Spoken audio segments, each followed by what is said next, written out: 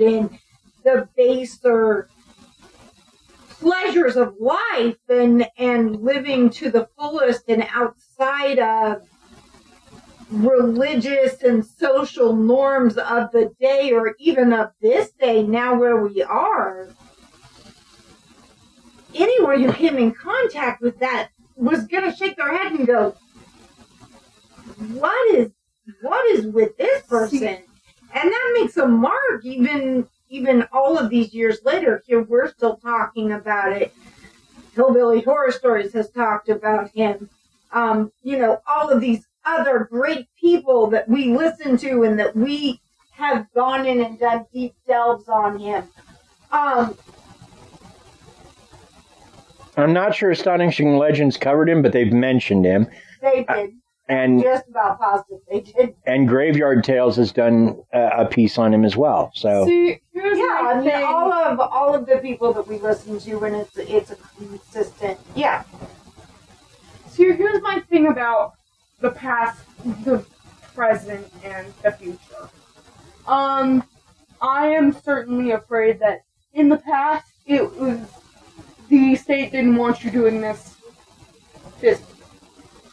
Now, it's different as where it's the exact opposite, but you still can't really do much of...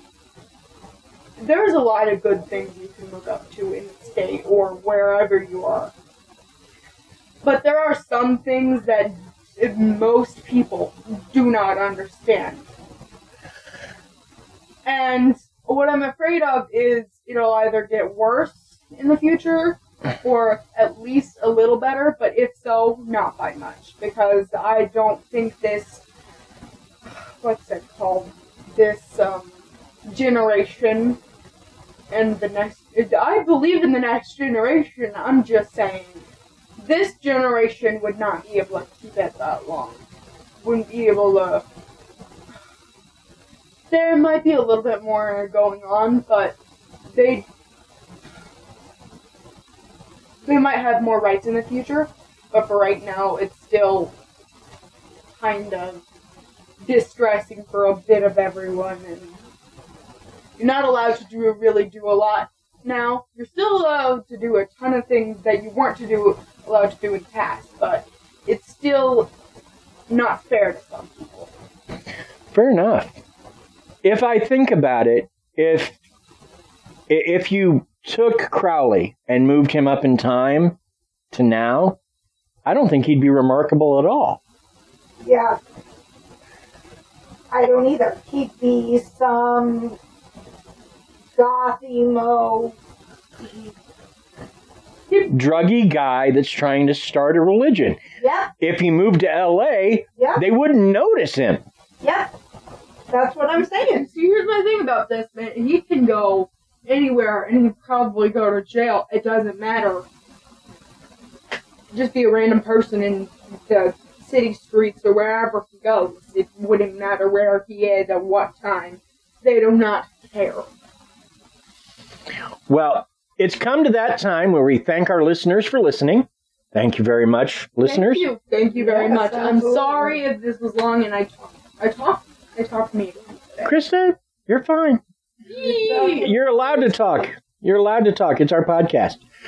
I want to thank Bill Barrett, who does our music. And if you're looking for music for a project, Bill Barrett, BEHRENDT, at sbcglobal.net. That'll find him. Also, thanks to Paige Elmore of Reverie True Crime for our art. Thank you, Paige.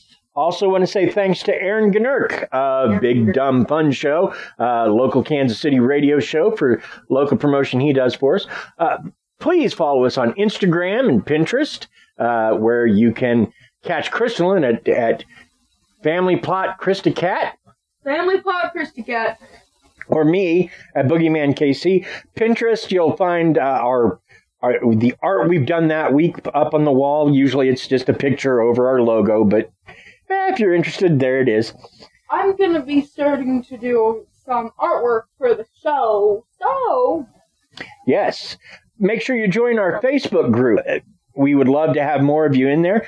A couple of you joined this week. Welcome to both of you. Welcome, yay! Again, thank you so much for listening. We couldn't do what we do without you.